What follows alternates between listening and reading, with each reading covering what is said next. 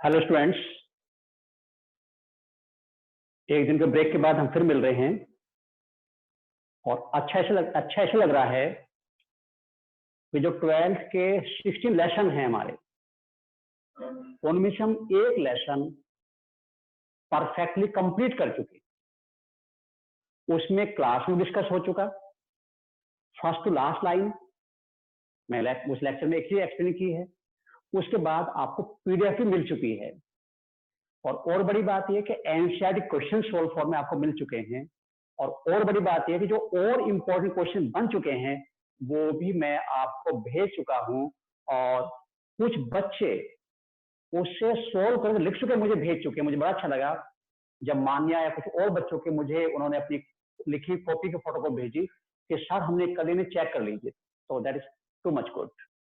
जिन बच्चों ने नहीं किया वो भी नहीं करके देखेंगे और जो नहीं होगा वो मुझसे पूछेंगे। मान्य के क्वेश्चन था 10th क्वेश्चन में पूछ रही थी कि जो क्रोमोसोम नंबर हैं वो हम कहाँ से याद करें, और मैं सरप्राइज, भाई मैंने तो पूरी लिस्ट बना के दी आपको। तो मान्या जी वो पूरी लिस्ट एक लेक्चर बनी हुई है, इसका मतलब कहीं ना कहीं आपका लेक्चर मिस हो रहा है। और आप याद रखें सब बच्चे कि हर लेक्चर आपको बहुत ध्यान से अटेंडली उसको वॉच करना है, उसको एनालाइज करना है और उसके बाद जो उसका असाइनमेंट उसको पढ़ना है, फिर बोर्ड के क्वेश्चन करने हैं और फिर उसके बाद फिर हमें कौन से क्वेश्चन करने हैं, उसके बाद फिर हमें क्वेश्चन करने हैं कौन से, उसके बाद क्वेश्चन करने हैं ऑब्जेक्टिव। और आज हम उस एज पर पहुंच चुके हैं जहां पर हम फर्स्ट लेसन के जो हमारा पहला लेसन है टॉक्सिन ऑर्गेनिज्म, उसके कुछ ऑब्जेक्टिव क्वेश्चन डिस्कस करेंगे। देखिए पहले बता दूं मैं आपको कि नीट में कई तरह क्वेश्चन डिजाइन हो रहे हैं। जो प्रेजेंट पैटर्न है उसमें क्या होता है, उसमें तो एक तो ये होता है कि कुछ क्वेश्चन तो ऐसे होते हैं जिनमें उन्होंने एक स्टेटमेंट दिया और 4 में से उसका एक ऑप्शन है। ठीक है, तो आप बता दो इसका क्वेश्चन ये है। अब उन्होंने क्वेश्चन दे दिया कि if anything is genetically and mostly identical to its parent, इसको हम क्या कहेंगे? तो आप सीधे करो क्लोन कहोगे जी। ठीक है, तो एक तो क्वेश्चन जिसमें स्ट्रेट होता है, आपने उनका क्वेश्चन पढ़ा, उसका आंसर आपको मिल गया। कुछ में वो दो ऑप्शन जोड़ते हैं कि उसका आंसर ए भी और बी भी है और फिर वो कहेंगे बोथ ए एंड बी या ए एंड सी। तो कुछ क्वेश्चन में तो सीधा एक ऑप्शन होता है और कुछ में दो मिला के आंसर बनता है। यहां तो कोई दिक्कत नहीं है। एक क्वेश्चन ऐसा, एक दो क्वेश्चन ऐसे भी होता है जिसमें वो डायग्राम देते हैं और उस डायग्राम में वो लेबल कराते हैं, लेबल कि भाई ये क्या है। जैसे जिम्यूल दे दिया पुलिडिया दे दिया। अब वो पहचानो क्या स्ट्रक्चर है, या उन्होंने कारा का न्यूक्लियर ग्लोब्यूल दे दिया और पूछा कि ऊपर कौन नीचे कौन सा है। तो आपको पता है कि ऊपर क्या होगा, ऊपर ऊगोनिया होगा, नीचे एंथीरिया होगा, साथ साथ होंगे, एक ही ब्रांच पे होंगे। तो एक क्वेश्चन ऐसे में डायग्राम लेबल करने को अभी मैं 3 कैटेगरी बता चुका। एक कैटेगरी वो होती है इसमें स्ट्रेट आंसर होता है, एक ऑप्शन का आंसर होता है। दूसरा ऐसा जिसमें दो ऑप्शन मिला के थर्ड ऑप्शन का आंसर बनता है, ए और बी और ए और सी या बी और सी। एक क्वेश्चन, कुछ क्वेश्चन डायग्राम वाले होते हैं और वो डायग्राम बेसिकली बिल्कुल एनसीईआरटी से होता है। इसलिए अब जो हम आपके लिए बिल्कुल शीट तैयार कर रहा हूं मैं, वो बिल्कुल नीट को कोरिलेट कर रही है। और ये कहना मुझे अच्छा लगता है, मैं बार बार कह रहा हूं कि मैं इस बात का आपसे कमिटमेंट कर रहा हूं कि बोर्ड का और नीट का क्वेश्चन क्लास और शीट से बाहर नहीं होगा। बस आपको इन लेक्चर्स को, इन शीट को अपना बनाना है। जो मैं बोर्ड के क्वेश्चन भेज रहा हूं उनको आपको डिस्कस करना है, सोल्व करना है। कोई नहीं होता तो आप मुझे वापस फेंक दो, सर इसको खोल के दो हमें, मैं लिख के दूंगा, उसको समझाऊंगा आपको। और उसके बाद फिर हम हर लेसन के लास्ट में डिस्कस करेंगे कुछ अलग क्वेश्चन। अभी मैं पूरी बात नहीं कर पाया, तो अभी 3 तरह क्वेश्चन मैं बताया आपको। एक तो जहां पे एक ही ऑप्शन आंसर है, एक जहां पर दो मिला के आंसर आ रहा है, एक डायग्राम वाला आ रहा है। अब कई जगह वो फांसते हैं कि वो एक क्वेश्चन देंगे, फाइंड आउट द करेक्ट और incorrect. Find out the correct और इनकरेक्ट। वो 4 स्टेटमेंट देंगे, उसमें से कोई एक करेक्ट होगा या कोई एक इनकरेक्ट होगा। अब उसमें बच्चे गलती क्या करते हैं, वो जल्दी जल्दी में करेक्ट को इनकरेक्ट पढ़ लिया, इनकरेक्ट करेक्ट पढ़ लिया। और हमेशा याद रखो, अगर वो इनकरेक्ट पूछ रहे तो पहला ऑप्शन करेक्ट होगा और आप उसे करेक्ट से जोड़ के बैठ जाओगे। सबसे ज्यादा गलती यहां हो रही है बच्चों की। तो करेक्ट इनकरेक्ट वाले होते हैं। उसके बाद फिर वो एक स्टेटमेंट लिस्ट देते हैं, कुछ क्वेश्चन लिस्ट देते हैं और वो कहते हैं इनमें से कितने टोटल नंबर करेक्ट हैं। 5 जिन्होंने, उसमें 3 करेक्ट हैं या 4 इनकरेक्ट हैं, तो आपको नंबर देना है। अब वो एक चालाकी और दिखाते हैं, बहुत सारे क्वेश्चन देते हैं मैचिंग के। एक साइड में कंटेंट और है, दूसरे मैच करना है, और उसमें एक ही क्वेश्चन में 5-6 क्वेश्चन पूछ देते हैं। तो 5-6 तरह क्वेश्चन कैटेगरी होती है, करेक्ट इनकरेक्ट वाली होती है, टोटल नंबर कितने करेक्ट इनकरेक्ट हैं, और मैचिंग वाले होते हैं। तो मैं भी लगभग वैसे क्वेश्चन आपको 10-15 क्वेश्चन सोल्व करा रहा हूं, और इसके बाद मैं आपको आपके ग्रुप पे भी भेजूंगा ताकि आप घर पे और भी क्वेश्चन सोल्व कर सको। और ये आप दिमाग ठान लो कि फर्स्ट लेसन हमारा इतना बढ़िया हो जाए ताकि हम सेकंड शुरू करें तो पहला कॉन्फिडेंस हमें और ज्यादा एनर्जी प्रोवाइड करे। और कल हम शुरू करेंगे सेकंड लेसन, जिसका नाम है रिप्रोडक्शन इन फ्लावरिंग प्लांट्स। और आज हम इस लेसन कुछ क्वेश्चन डिस्कस कर रहे हैं, मैं लिख रहा हूं और आप उसका जवाब दोगे। पहला क्वेश्चन है, मैं लिख रहा हूं आपको समझाने के लिए, मोस्ट इंपॉर्टेंट, मैं सीधे क्वेश्चन जा रहा हूं, most important event in sexual reproduction is, जो सेक्सुअल रिप्रोडक्शन होता है उसमें मोस्ट इंपॉर्टेंट इवेंट क्या है। अब उसमें जो ए ऑप्शन है, इसमें है गैमेटोजेनेसिस। बिल्कुल होता है, गैमेट तो बनते हैं। जब सेक्सुअल रिप्रोडक्शन हो गैमेटोजेनेसिस होगा, बिल्कुल सही है। दूसरा गैमेट ट्रांसफर लिया मैंने, गैमेट ट्रांसफर ये भी होता है, गैमेट ट्रांसफर। और सी में लिखा है फर्टिलाइजेशन, बिल्कुल होता है, फर्टिलाइजेशन। और डी मैंने कर दिया एम्ब्रियोजेनेसिस। मुझे सारी चीज हो रही है, तो जब सेक्सुअल रिप्रोडक्शन होगा तो उसमें ये सारे स्टेप होंगे। और उसने क्वेश्चन हमसे पूछा कि इनमें से मोस्ट इंपॉर्टेंट इवेंट क्या है, तो बताइए। ये सब होते हैं। और जब मोस्ट इंपॉर्टेंट बात आई तो हमें इन 4 में से एक सेट करना होगा। आप ये जानते हो, जब आपको पेपर मिलेगा नीट का तो उसमें लिखा होगा every question has 4 option, 4 option हैं, you have to find the best one. इनमें बेस्ट वन कौन सा है, तो गैमेटोजेनेसिस भी होता है, गैमेट ट्रांसफर भी होता है, फर्टिलाइजेशन भी होता है, एम्ब्रियोजेनेसिस भी होता है। और अगर मैं आंसर की बात करूं तो इसमें जो बेस्ट मेन की बात कर रहा है वो गैमेटोजेनेसिस नहीं है। ठीक है, कई बार ऐसा भी हो सकता है कि हैप्लोइड सेल ही एज ए गैमेट काम कर लेगी। गैमेट ट्रांसफर भी मेन होता है, मेन नहीं है। एम्ब्रियोजेनेसिस मेन नहीं है, लेकिन जो मेन इवेंट है जो सेक्सुअल रिप्रोडक्शन वेरिएशन कोज करता है, उसके लिए सबसे इंपॉर्टेंट है वो है फर्टिलाइजेशन। गैमेट तो बन गए थे, लेकिन बिना फर्टिलाइजेशन भी डेवलपमेंट हो गया था। उसको हमने सेक्सुअल रिप्रोडक्शन नहीं कहा। किसी बच्चे ने पूछा है कि पार्थोजेनेसिस को हम सेक्सुअल रिप्रोडक्शन क्यों नहीं कह रहे हैं, और ये पूछने वाले अक्षत मिश्रा हैं, मैं नाम भी बोल रहा हूं। तो अक्षत जी आप समझ लें कि गैमेट बन गए थे, जब फर्टिलाइजेशन नहीं हुआ तो उसको हम सेक्सुअल रिप्रोडक्शन नहीं कह रहे हैं। ये तो स्टेप हो गया था, ट्रांसफर हो गया था, फ्यूजन नहीं हुआ। तो यानी main event of sexual reproduction is fertilization. ठीक है, तो ये पहला क्वेश्चन था, यानी आपको क्लियर हो गया। और ये ऑप्शन आते हैं तो हमारा जवाब क्या होगा, हमारा जवाब होगा कि मेन आंसर ये है। होते ये सब भी हैं, लेकिन अगर हमें एक ही सेट करना, हम इसको ही करेंगे, क्योंकि इसके बिना सेक्सुअल रिप्रोडक्शन पूरा नहीं हो सकता। इनके एक्सेप्शन हैं, इसका एक्सेप्शन नहीं। क्लियर।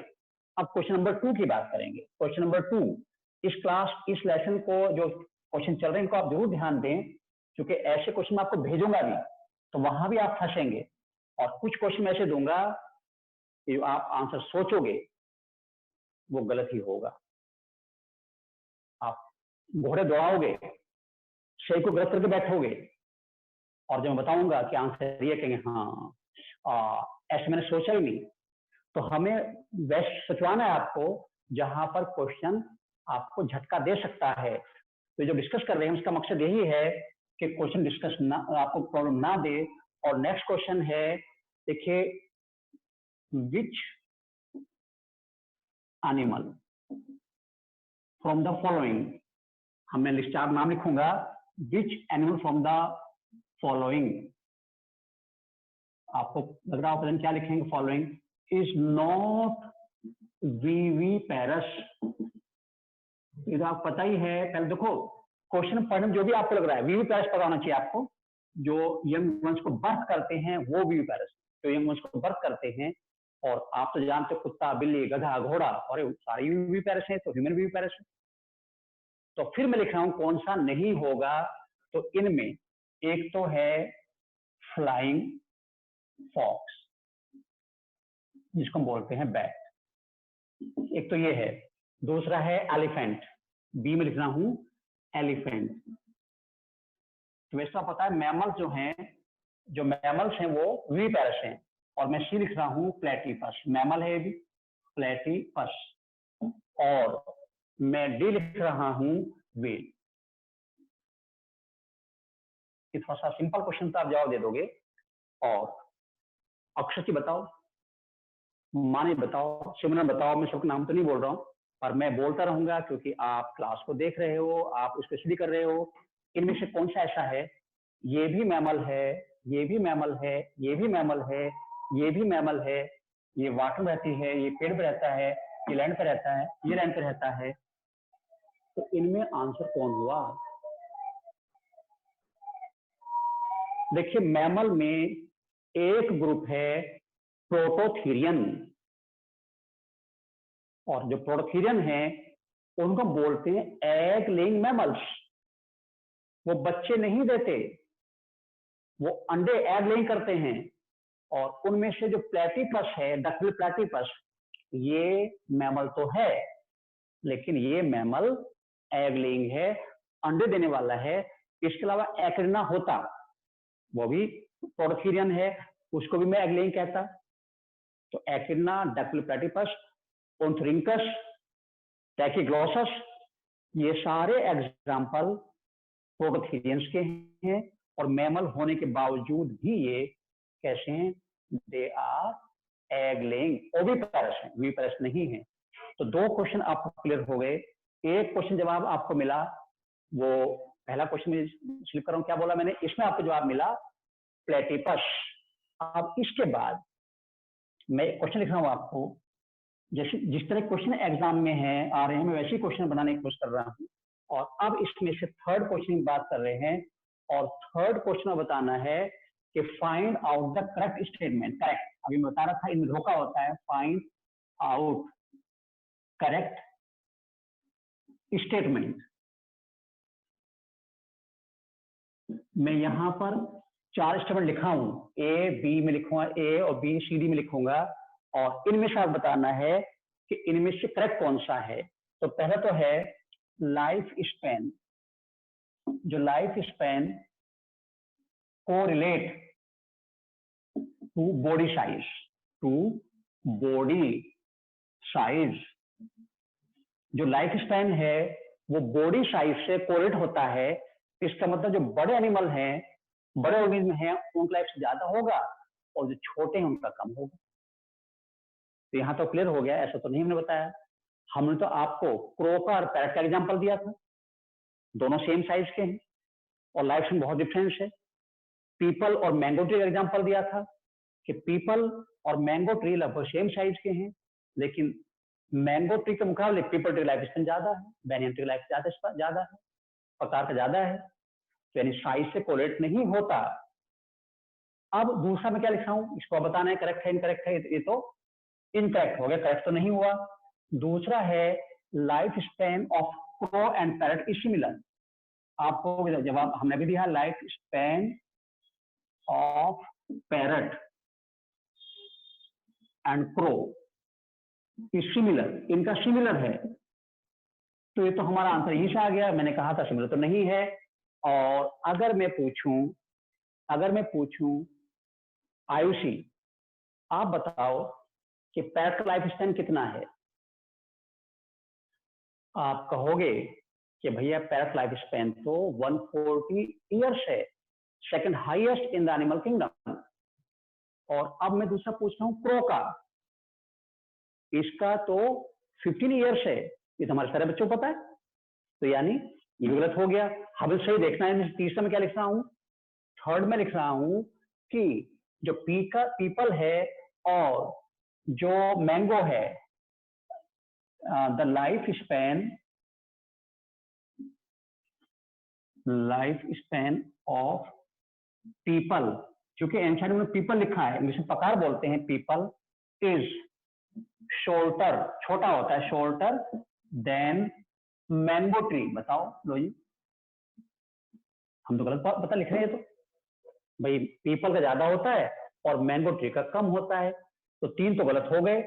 अब चौथा जो है वही सही होगा, और वो क्या है, जो लाइफ स्पैन है वो हैबिटेट पर भी डिपेंड करता है। Reproduction depends on habitat. Reproduction जो फिनोमिना है, रिप्रोडक्शन ये मैं लिखा था 103 पॉइंट लिखा है, डिपेंड्स ऑन हैबिटेट। तो भाई साहब ये तो बिल्कुल गलत हो गए, इनको तो काट दो आप और इसको सही मानेंगे। तो अगर ये क्वेश्चन आता तो इसका जवाब ये होता, ठीक है। और अगर वो पूछता कि find out the number of incorrect statement, तो वहां लिखता वो एक इनकरेक्ट है, बी 2 इनकरेक्ट है, सी 3 इनकरेक्ट है और डी ऑल आर इनकरेक्ट। तो फिर 3 इनकरेक्ट हो जाते, एक ही सही रहता बस। तो ये हमारा थर्ड क्वेश्चन था। अब इसके बाद जो फोर्थ क्वेश्चन है, इसमें आपको ऐसे क्वेश्चन भी आते हैं, इसमें आपको बताना है to find out the correct sequence, to find out the correct sequence. ये क्वेश्चन नंबर 4 लिख रहा हूं, to find out correct sequence. अब वो देखना, मैं एक सीक्वेंस दूंगा 4 ऑप्शन में, और उसमें आपको जो सही सीक्वेंस है उसको फाइंड आउट करना है। ए क्या है, पहले सिनगैमी होगी, सिनगैमी, इसके बाद गैमी ट्रांसफर होंगे, गैमी ट्रांसफर, इसके बाद फिर जाइगोट बनेगा,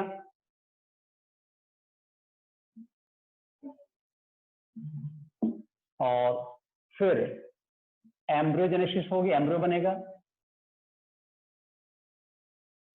तो एक तो ये है ना, कि भाई पहले सिनगैमी हुई, फिर गैमेट ट्रांसफर हुआ, फिर जाइगोट बना, फिर एम्ब्रियोजेनेसिस बना। जरा मुझे सोच बताओ क्या ये सही है? अब मैं दूसरा लिख रहा हूं, दूसरा ऑप्शन दे रहा हूं आपको। इसमें क्या है, पहले हुआ गैमेटोजेनेसिस, पहला स्टेप ये है गैमेटोजेनेसिस, फिर हुआ सिनगैमी, फिर हुआ गैमेट ट्रांसफर,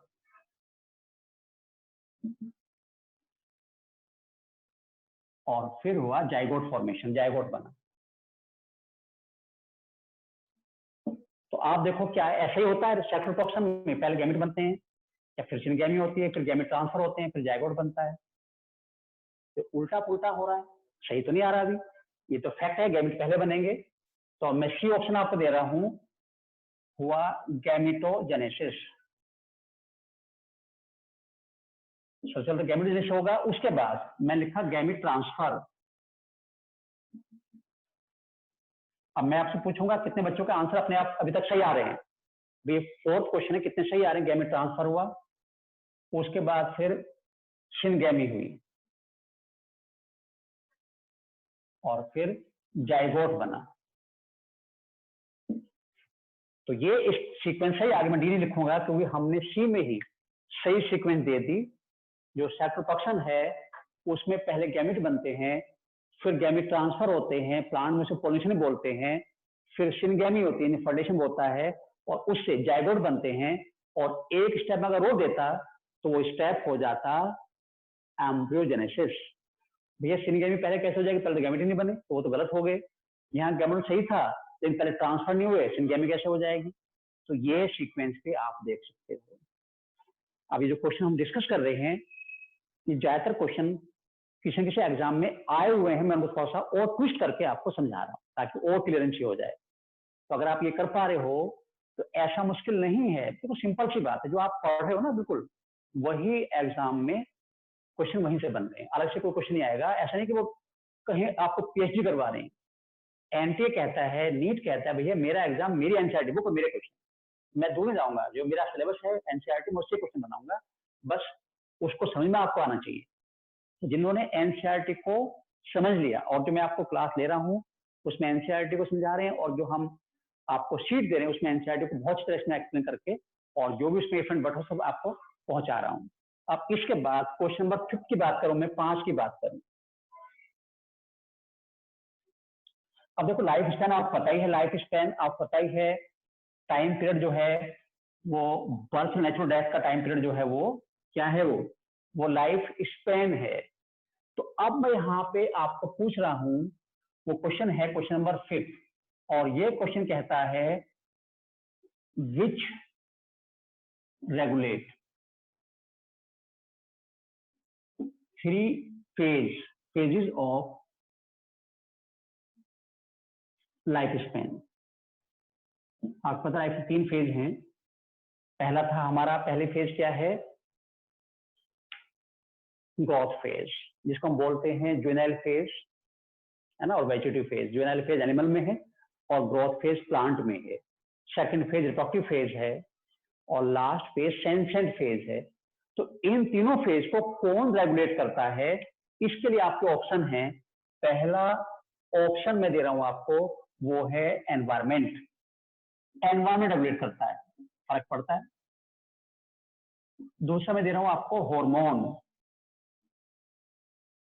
दूसरा मैंने क्या दिया, दूसरा ऑप्शन दिया मैंने आपको हार्मोन। थर्ड मैंने दिया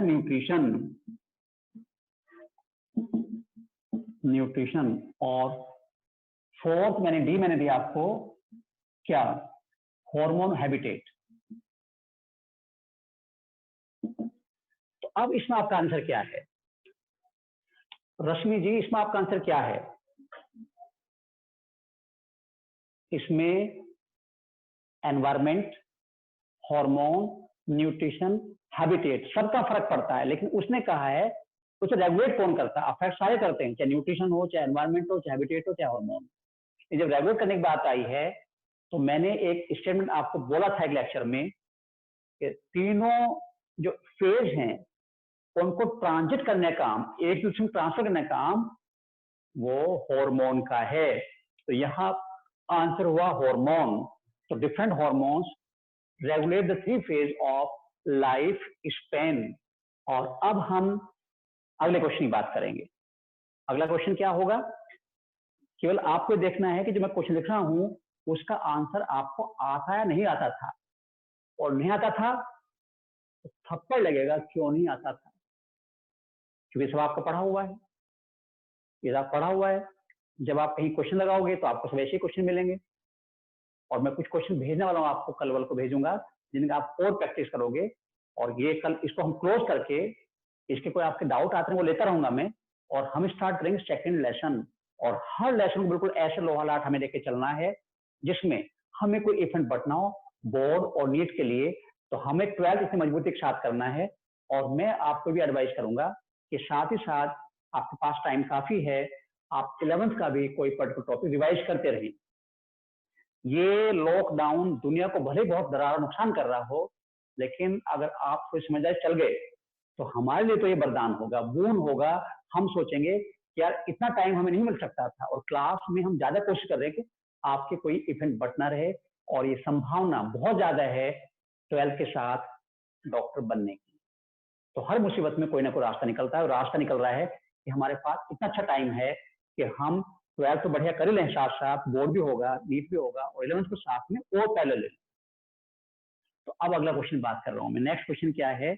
देखिए, नेक्स्ट क्वेश्चन में आपको ये फाइंड आउट करना है कि कितने डिप्लॉयड है, कितने हैप्लॉयड स्ट्रक्चर में लिख रहा हूं। तो find out the number of, find out the number, ये क्वेश्चन एनसीईआरटी में डायरेक्ट भी है। क्वेश्चन नंबर मेरे ख्याल में कौन सा पहुंच गए हम, शायद 6। Find out number of diploid structure, 2n structure diploid, 2n जो है मैं नाम लिखूंगा उनमें 2n कितनी है डिप्लॉयड स्ट्रक्चर। ऐसे क्वेश्चन भी आते हैं जहां पर वो नंबर देता है कितने पता लगाने हैं। अब इसमें मैं लिख रहा हूं ओवरी, मैं लिखा एंथर। इनमें आपको जो मैं लिस्ट बना रहा हूं उसमें आपको देखना है कि इसमें कितने हैप्लॉयड, कितने डिप्लॉयड हैं। इसमें लिखा एग, इसमें लिखा पोलन ग्रेन, क्या लिखा मैंने, पोलन ग्रेन। इसमें लिखा गैमिट, इसमें लिखा जाइगोट, और इसमें लिखा मैंने जाइगोस्पोर। अब आपको मैं नंबर दे रहा हूं, है ना, कि डिप्लॉयड कितने हैं। ए 2 स्ट्रक्चर डिप्लॉयड हैं, बी 3 हैं, सी 4 हैं, और डी 5 हैं। तो आप देखो, पहले देखो हैप्लॉयड डिप्लॉयड यहां देखना शुरू करो। अब मुझे बताओ ओवरी डिप्लॉयड होती है, हैप्लॉयड होती है। दीपिकाएं हमारे बैच में दीपिकाएं, तो हम दीपिकाओं से पूछ रहे हैं कि दीपिकाओं बताओ कि ओवरी डिप्लॉयड हैप्लॉयड। भैया ओवरी डिप्लॉयड होती है, 2n होती है, ठीक है। एंथर हम पढ़े नेक्स्ट लेक्चर में, बहुत डिटेल में पढ़ने जा रहे हैं कल। ये मेल पक्ष और 2n होता है। एग क्या है, n होता है। पोलन आप पता ही प्लस पढ़ा है, n होता है। गैमिट n होता है। जाइगोट 2n होता है। जाइगोस्पोर 2n होता है। तो 1 2 3 4 आंसर हो गया सी। तो 4 स्ट्रक्चर इनमें से डिप्लॉयड हैं, और बाकी स्ट्रक्चर क्या हुई, वो हैप्लॉयड। अब इसके बाद हम नेक्स्ट क्वेश्चन में जा रहे हैं। क्वेश्चन नंबर 7 की बात करेंगे। ये सब वो हैं जो पीछे के हमने लेक्चर में भी लिए हैं, और असाइनमेंट भी सब हैं ये, और इनमें से क्वेश्चन आना है। अगर इस लेसन से आएगा तो मैं वादा कर रहा हूँ इनसे बाहर नहीं आएगा। जो हमें थ्योरी है, मैं क्वेश्चन की बात नहीं कर रहा हूँ, हमारे मैटर से बाहर क्वेश्चन नहीं होगा। और क्वेश्चन नंबर 7 की मैं बात कर रहा हूं। अब देखिए, एंथीरियोफोर, एंथीरियोफोर एंड आर्चिगोनियोफोर, आर्चिगोनियोफोर आर फाउंड इन, ये किसमें मिलती हैं, ये स्ट्रक्चर किसमें है, इनका कंसिडरेशन से है। और मैं पहले नाम लिखूंगा फिर आपसे पूछूंगा। ए में लिखा कारा, इसमें होते हैं कारा जो एक एल्गी है। बी में लिखा मार्केंशिया जो एक ब्रायोफाइट है। और सी मैं लिख रहा हूं, इसमें जो सी है वो मैं लिख दिया एल्गी, और डी में लिख रहा हूं फंजाई। अब बताइए इनमें से आप एंथीरियोफोर और आर्चिगोनियोफोर किसे मिलते हैं। देखिए, कारा भी आपको याद रखना है क्योंकि कारा एक एल्गी है, एडवांस एल्गी है, और इसमें मेल और female sex organ same thallus में होते हैं, इसलिए ये मोनोसियस। इसमें एक ही ब्रांच पर ऊपर तरफ तो ऊगोनियम होता है। क्या होता है, ऊगोनियम, और नीचे तरफ होता है उसमें एंथीरियम। तो ये भी ऊपर नीचे भी याद रखना है आपको। और मैंने भी कहा था आपको देखना है कि इसके male female reproductive organ globule और न्यूक्लियल कहलाते हैं, ग्लोब्यूल एंड न्यूक्लियल कहलाते हैं। अब बताइए, तो आंसर हुआ कारा नहीं है, इसमें आंसर था मार्केंशिया। मार्केंशिया में ये डायोसियस है, इसके एक थैलस में एंथीरियोफोर होता है जिसके ऊपर लगे होते हैं एंथीरिया, और दूसरे थैलस पर क्या लगा होता है, आर्चिगोनियोफोर, उसमें लगे होते हैं आर्चिगोनियम जो फीमेल सेक्स ऑर्गन है। इसलिए ये हेट्रोथैलिक है, होमोथैलिक जिसमें एक में दोनों सेक्स हों, हेटेरोफिलिक दो अलग सेक्स हों। तो इसका आंसर हमारा हुआ मार्केंशिया। अब इसके बाद मैं 8th क्वेश्चन की बात कर रहा हूं, इसमें आपको मैच करना है, ऐसे क्वेश्चन है। मैं ये कुछ ऐसे क्वेश्चन दे रहा हूं जैसे एग्जाम में आते हैं। Give the correct matching, give the, question number 8 है, गिव द करेक्ट मैचिंग। आपको भी कहीं कोई ऐसा क्वेश्चन मिल रहा है जो आप कहीं, आपके पास कोई बुक है या कहीं आप किसी साइट पे नेट पे देख रहे हो जो आपसे नहीं हो रहा है, तो सर दर्द लेने की जरूरत नहीं है। आप उसको तोप बना के हमारी तरफ दाग दो और फिर उसका पचमा निकाल के फिर वापस आप तरफ फेंक देंगे और आपको क्वेश्चन क्लियर हो जाएगा। तो ये हुआ गिव द करेक्ट मैचिंग। यहां पर मैं लिख रहा हूं 1 में 1 2 3 4 और ये 5, ये 5 में लिखे हैं। पहले पार्ट में लिख रहा हूं मैं जूस्पोर, दूसरे में लिखा कुनिडिया, फिर लिखा मैंने जिम्यूल, और जो 4th है इसमें मैंने लिखा बडिंग, मैंने लिखा बाइनरी फ्यूजन।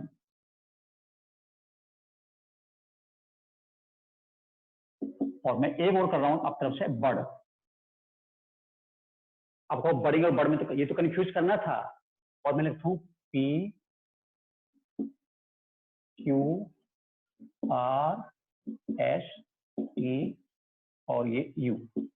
यहां मैं एग्जाम्पल लिख रहा हूं, यहां पे लिखा मैंने पेनिसिलियम, यहां पर मैं लिखा स्पॉन्ज, यहां पर मैं लिखा ईस्ट, यहां पर लिखा मैंने हाइड्रा, यहां पर लिखा मैंने अमीबा।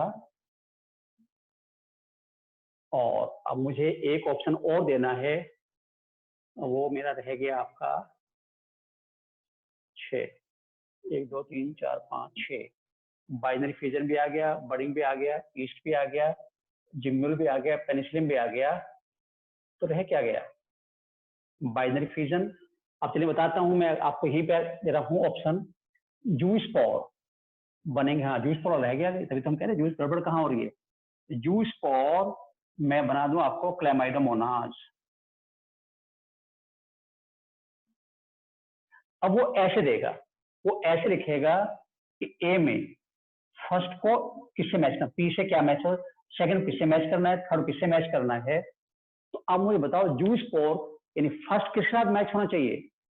तो जूस्पोर तो वे स्पोर हैं जिनमें फ्लैजिला होते हैं, स्विमिंग करते हैं, और वो बनते हैं मोस्ट ऑफ एल्गी और में से क्लैमाइडोमोनास है। तो मैं तो सीधा आंसर दे रहा हूं आपको, फर्स्ट का ऑप्शन किससे मिल रहा है, यू से मिल रहा है जी, यू।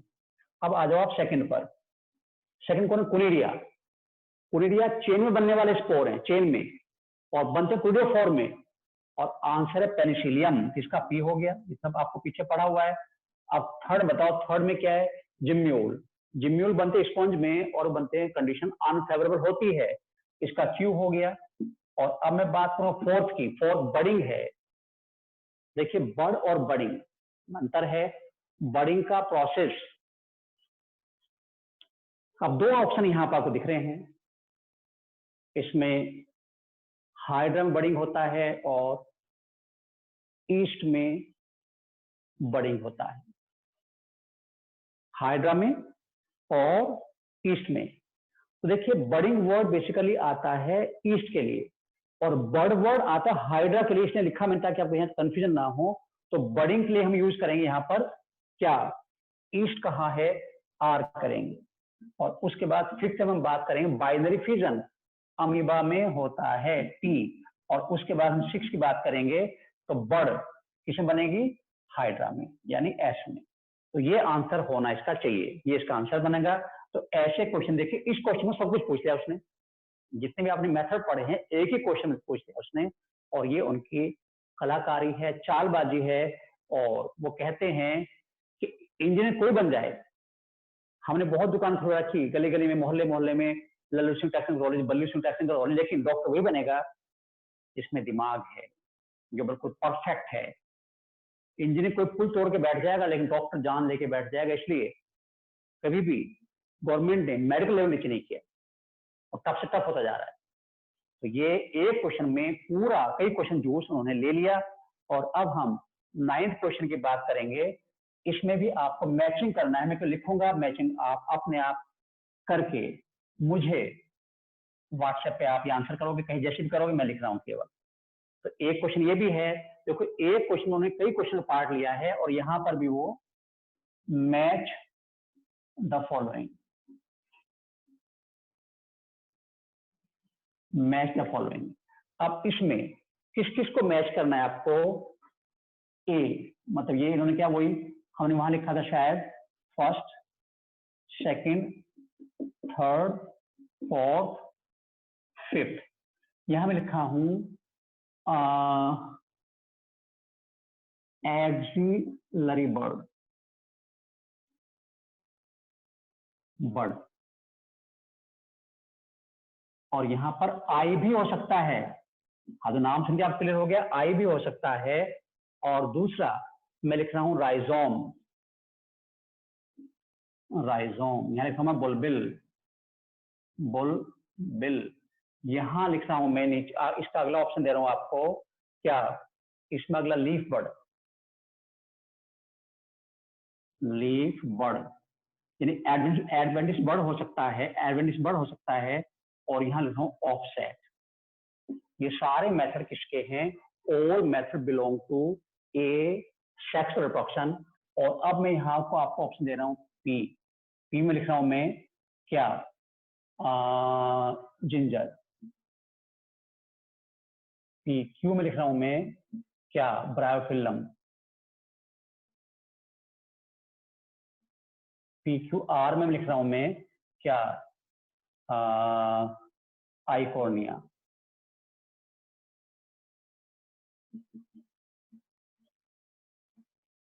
आइकोर्निया। एस में हम लिख रहे हैं अगेव, अगेव। और टी में लिख रहा हूं मैं पोटैटो। अब इसको आप मुझे मैच करके अपना बताएंगे, क्योंकि तो आप पता ही है सीधे थ्योरी वाला है कि फर्स्ट के साथ इमेज कौन सा आएगा, सेकंड के साथ कौन सा आएगा, वही मैचिंग हो जाएगी। तो मैं इसका आंसर नहीं दे रहा हूं, क्योंकि मुझे अगला क्वेश्चन कराना जो कुछ क्वेश्चन और इंपॉर्टेंट हैं, ये आप अपना आप करोगे। तो 9th क्वेश्चन हम काफी अच्छे क्वेश्चन कर रहे हैं और आप देख रहे हो कि लगभग पूरा लेसन कवर हो रहा है। हर क्वेश्चन में बहुत सारी बातें आ रही हैं, पर अच्छी बात यह है कि वो सब बातें आपको ज्यादातर पता है। अब मैं बात कर रहा हूं 10th क्वेश्चन की। ये सिंपल क्वेश्चन है, cyclic change, cyclic reproductive change, reproductive change in non-primates, in non-primates is, जो नॉन प्राइमेट है तो पता है आप, नॉन प्राइमेट देखिए, मैमल प्राइमेट है, नॉन प्राइमेट्स हैं। और नॉन प्राइमेट जिनमें जो 4 लिम्ब हैं वो अगर वॉकिंग से अलग किसी और काम यूज हो रहे हैं वो प्राइमेटा है, और नहीं हो रहे तो वो नॉन प्राइमेटा है। नॉन प्राइमेटा में आपको पता है कि उनमें फिंगरप्रिंट नहीं होते, प्राइमेटा फिंगरप्रिंट होते हैं। जनरली प्राइमेट्स कंटिन्यूअस ब्रीडर होते हैं और generally non primates seasonal breeder होते हैं। ये इसके पीछे डिस्कस कर चुके। अब आप उसे क्या कहोगे? ए, मेंस्ट्रुअल साइकिल कहेंगे उसको हम। B, oestrus cycle, cycle. C, sexual cycle. और डी, ऑल ऑफ डी। ये सबको बोल सकते हो आप, इनमें जो भी हैं ये सारे वर्ड उस पर अप्लाई हो रहे हैं। तो अब क्या कहूंगी, संज्ञाएं, संज्ञा कई सारी हैं। तो संजय जी आप बताओ इनमें क्या कर दूं मैं? और हमें तो पता है संजना, हमारे 2 संज्ञाएं तो यादव ही हैं, तो बोलो संजना जी। तो जवाब इसमें हमारा हुआ मेसोसाइकिल प्राइमेट के लिए होता है, ओएस्ट्रस साइकिल नॉन प्राइमेट के लिए होता है, और इसमें एक हीट फेज भी आती है, जो वो फेज में there more chance of fertilization, क्योंकि उस टाइम एग अवेलेबल होता है। ये तो क्वेश्चन सिंपल था, सीधा था, इसमें आपको कोई ज्यादा दिमाग नहीं लगाता था, पता तो पता, नहीं पता नहीं पता। और अब हम बात करेंगे 11th क्वेश्चन की। ये भी अच्छा क्वेश्चन है, और क्वेश्चन क्या है? There is no natural death of single cell organism because there is no natural death of single cell organism because जो सिंगल सेल ऑर्गेनिज्म है उनकी नेचुरल डेथ नहीं होती। और जब इसको पढ़ाते हैं तो बहुत सारे बच्चे भगवान से कहते हैं, हे भगवान, अगले जन्म में मुझे एक सेल वाला ही कीजो ताकि मैं अमर हो जाऊं, कोई मरूं ना। तो क्वेश्चन तो ये है कि अमीबा है, बैक्टीरिया है, या और एक सेल वाले हैं, उनकी नेचुरल डेथ क्यों नहीं होती? तो मैं आपको ये बता दूं, जो यूनिसेलुलर ऑर्गेनिज्म है उनमें ग्रोथ फेज आती है, रिप्रोडक्टिव फेज आती है, वो बूढ़े भी नहीं होते। तो कई बच्चे भी सोच रहे हैं कि भाई साहब तो मजा आ गया कि हम यूनिसेलुलर हो जाए, ना तो बूढ़े होंगे और ना ही नेचुरल डेथ होने की, तो मजा आ जाएगा, कर ले कोरोना क्या करे हमारा। लेकिन भाई साहब कोई उबाल देगा, कोई कुछ कर देगा, और पता नहीं चला कब क्या हो गया, कोई वैक्सीन घुसा के को बहुत अच्छे थे बेचारे, नहीं रहे एक साल वाले भी। तो नेचुरल डेथ की बात को, नेचुरल डेथ होगी हम तो मारेंगे। तो अब उसका रीजन क्या है? उसका एक ऑप्शन तो मैं ये लिख सकता हूं उसमें, नेचुरल डेथ ना होने का कारण क्या है? They can not reproduce sexually, they can not reproduce sexually, वो सेक्स रिप्रोड्यूस सेक्सुअल। एक रीजन ये है कि उनमें सेक्स रिप्रोडक्शन नहीं होता, इसलिए वो नेचुरल डेथ नहीं होती। दूसरा क्या है, बी क्या है, मैं लिख सकता हूं उसमें कि they reproduce by binary fission, they reproduce by binary fission, इनमें बाइनरी फिजन होता है, इसलिए इनकी नेचुरल डेथ नहीं होती। ठीक है, हालांकि ज्यादातर यूनिसेलुलर में होता है, और ये मैंने कहा था बाइनरी फिजन के सिंगल सेल में होगा, जो मल्टी सेलुलर में नहीं होगा। और थर्ड ऑप्शन बनाता हूं, there parental cell, there parental cell divide into new cells, new cells. एक ये है, और डी ऑप्शन बनाया जा सकता है, डी हमारा दे आर माइक्रोस्कोपिक, छोटे हैं, दे आर, इसलिए मत, दे आर माइक्रोस्कोपिक। अब बताओ भाई साहब, इनमें से आपको क्या पकड़ में आ रहा है? तो ये तो फिर क्लियर है कि ना तो नेचुरल डेथ होती इनकी, और ना ही ये सेंसेंट फेज में जाते। रीजन क्या है? जब ग्रोथ फेज पूरी हो जाती है तो इनमें डिवीजन हो जाता है, और डिवीजन हो गए, जो पेरेंटल सेल है वो दो बदल गई, तो बुढ़ापा का नाम, बुढ़ापे में मौका और नई बन गई, और जो नई बनी वही उनके ऑफस्प्रिंग हैं। There parental cell divide into new cells. तो उनकी जो एक रिप्रोडक्टिव फेज है, एक्चुअली उनका जो सेल डिवीजन है वही उनका रिप्रोडक्शन है। तो एक से दो बन गए और डिवीजन पूरा हो गया, रिप्रोडक्शन पूरा हो गया, और बुढ़ापे और मरने का मौका ही नहीं आया। तो चूंकि वो अपने रिप्रोडक्टिव फेज में डिवीजन करके जो उनकी पेरेंटल बॉडी है वो दो में टूट जाए, सपोज ये कोई एक सेल है, इसमें दो बन गई, तो ये तो खत्म हो गई, नहीं आगे तो मरी कहां, उसका प्रोटोकॉल चलता रहेगा, चलता ही रहेगा। तो ये रीजन है कि उनकी नेचुरल डेथ नहीं होती। अब हम अगला क्वेश्चन की बात करेंगे, जिस क्वेश्चन में हम पूछ सकते हैं कि मोनोसियस प्लांट कौन सा है। ये आपको याद है, डायोसिस मोनोसियस मैंने बात की थी, और find out the monoecious plant. एक क्वेश्चन में दे रहा हूं आपको, फाइंड आउट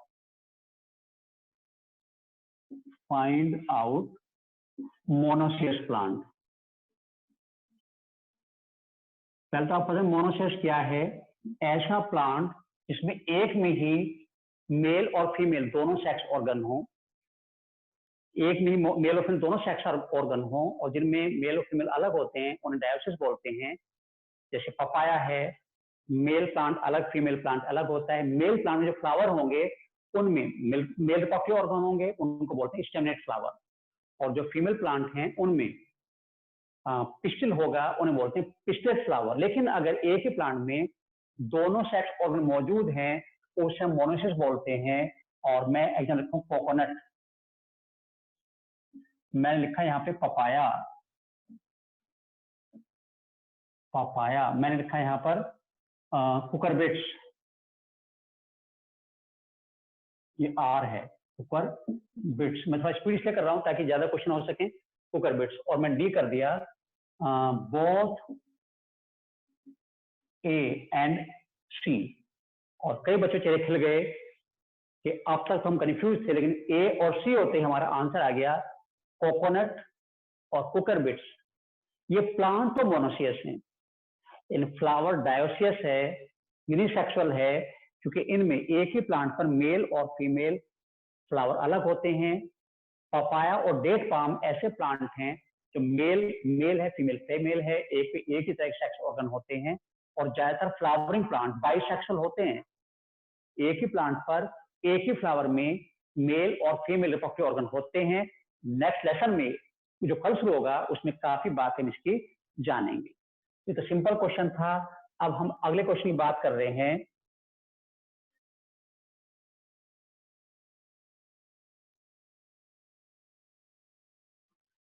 अब इसमें क्या है, क्वेश्चन नंबर शायद 12 या 13 आ गया। Select the group of animals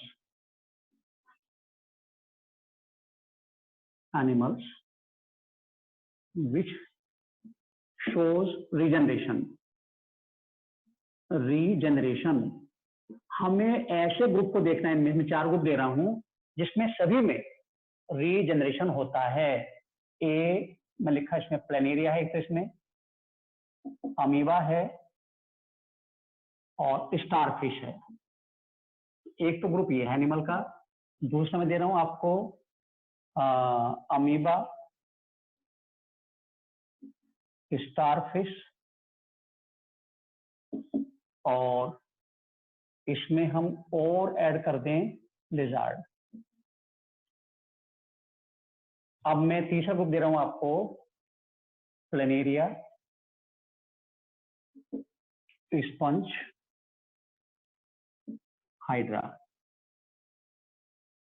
और मैं एक ग्रुप दे रहा हूं आपको डी, स्पंज, हाइड्रा और प्लाज्मोडियम। अब इनमें से एक ग्रुप ऐसे में तीनों मेंबर, मैं तीनों की बात कर रहा हूं, तीनों मेंबर करते हैं रीजनरेशन। प्लांट में हम बोलते हैं फ्रेगमेंटेशन, एनिमल में बोलते हैं रीजनरेशन। और जवाब क्या है आपका इसमें, बोलो। प्लेनेरिया करता है, अमीबा नहीं करता, स्टारफिश करती है। याद रखो, जो रीजनरेशन है ये मल्टी सेलुलर के लिए होता है। जहां पर यूनिसेलुलर आ गया उसको फेंक दो, ये भी चला गया, क्योंकि हम अमीबा आ गया तो प्लेनेरियम होता, अमीबा में नहीं होता। तो ये क्वेश्चन आपका हो गया। आपको आवाज शायद मिल रही है, इंटरप्ट हो गया था। तो मैं ये बता चुका आपको कि इनमें जो हमारा आंसर है वो ये है। अब मैं अगले क्वेश्चन की बात कर रहा हूं। देखिए, इसमें आपको क्या करना है, इसमें आपको देखना है कि जो इसमें क्वेश्चन बता रहा हूं आपको कि ऐसा कौन सा ऑर्गेनिज्म है, या आपको बताना है कि भाई find out the correct incorrect, find out incorrect statement. अब उसमें ए में दे रहा हूं आपको, और वो मैं दे रहा हूं कारा इज बाइसेक्सुअल। ठीक है, कारा में बाइसेक्सुअल ऑर्गेनिज्म होते हैं, थैलस बाइसेक्सुअल होता है, इसमें एक में ही मेल फीमेल होते हैं। ये तो सही बात है, क्योंकि ओगोनियम एंड एक साथ होते हैं। B,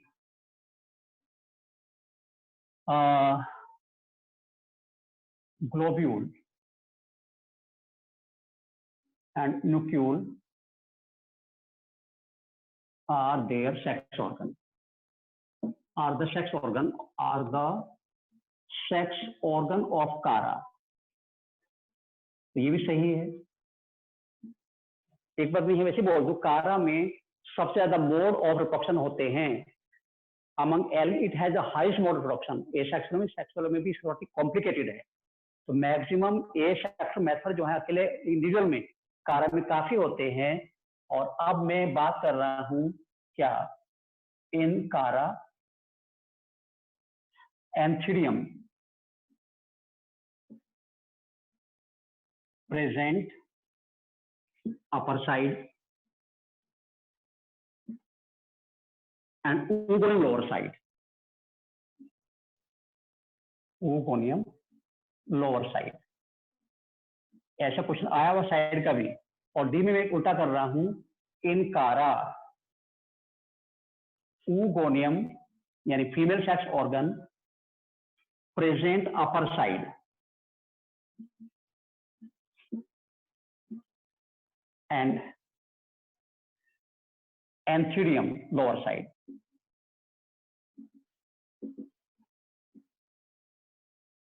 lower side. अब बताइए इसमें से कौन सा इनकरेक्ट है। तो कारा बाइसेक्सुअल इसको मना नहीं कर सकता, सही है, तो हमें गलत देखना है। ग्लोबुल न्यूक्लियल इसके सेक्स ऑर्गन मैंने बताया था कि भी सही है।